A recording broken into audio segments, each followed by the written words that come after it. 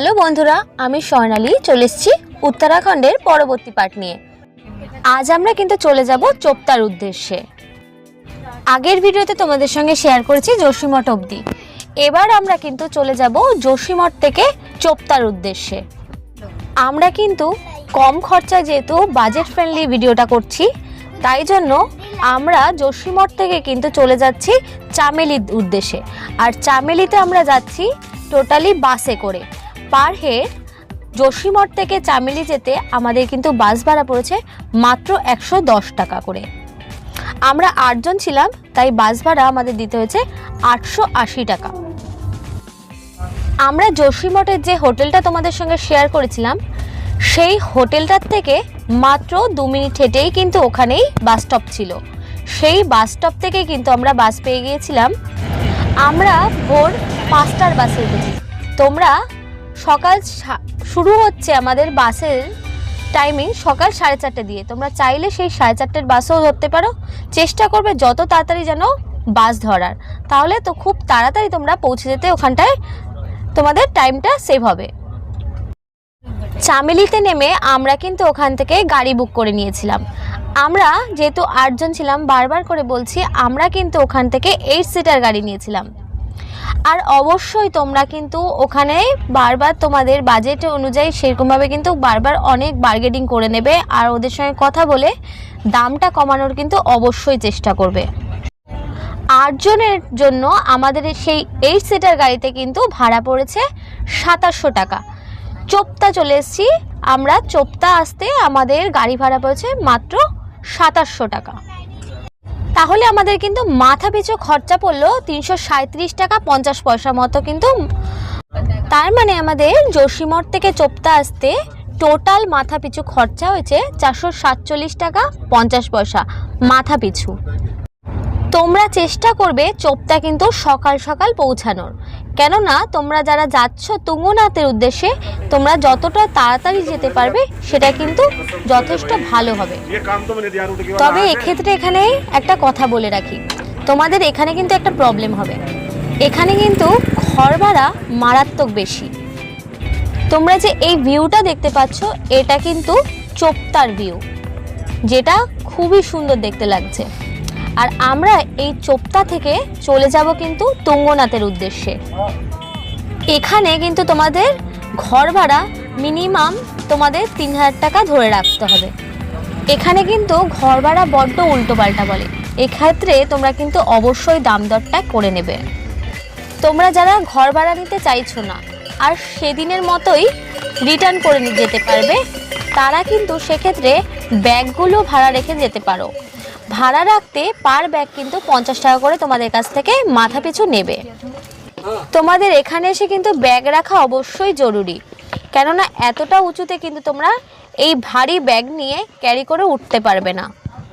এবার আমাদের যাত্রা শুরু হচ্ছে চোপতা থেকে তুঙ্গনাথের উদ্দেশ্যে ট্রেকিং করে।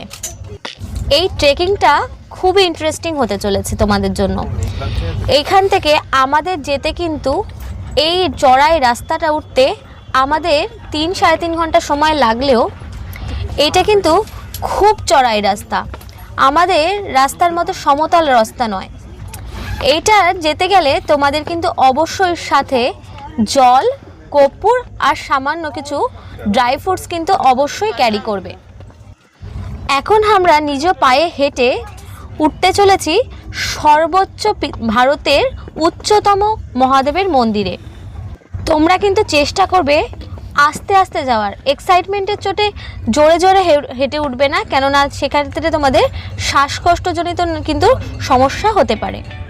পাহাড়ের এই সুন্দর মনোরম দৃশ্য দেখতে দেখতে আর গুটি গুটি পায়ে চলতে চলতে আমরা কিন্তু চলতে লেগেছি মহাদেবের মন্দিরের উদ্দেশ্যে।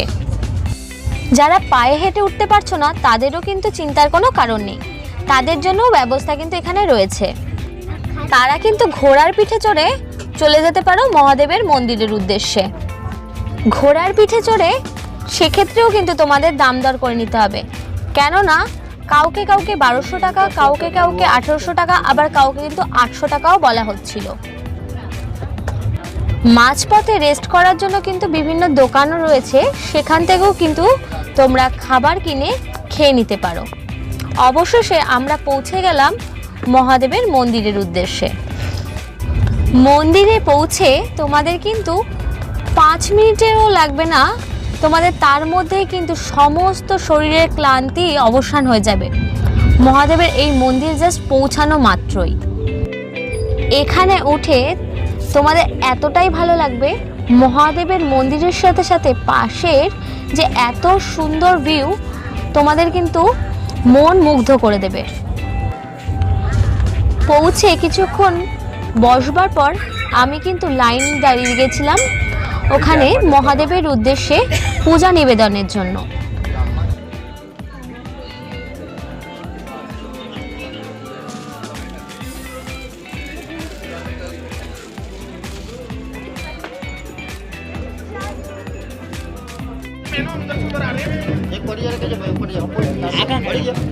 অনেক ভারতীয় ভক্তবৃন্দর সাথে সাথে কিন্তু বিদেশি ভক্তবৃন্দরাও কিন্তু এখানে জড়ো হয়েছিলেন ভগবানের উদ্দেশ্যে পূজা এবং তাদের মন শান্তির উদ্দেশ্যে।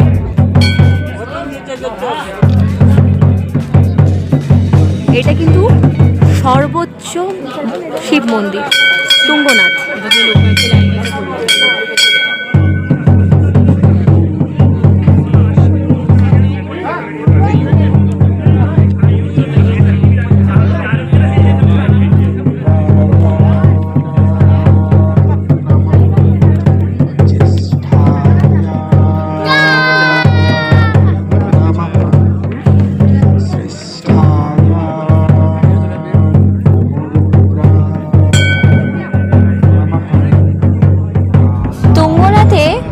মন্দিরে পুজো দিয়ে এবার কিন্তু মহাদেব দর্শনের পর আমরা কিন্তু চলেছি চন্দ্রশিলার দিকে।